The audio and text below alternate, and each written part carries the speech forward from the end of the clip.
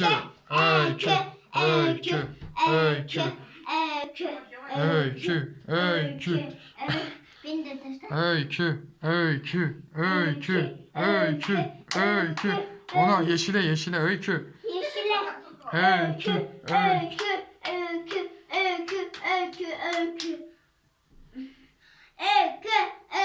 Haydi öykü, haydi öykü, haydi. Tam zamanı, tam zamanı şimdi. Haydi öykü, haydi öykü, haydi.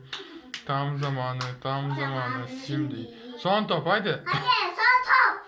Şuraya bak. Bitti.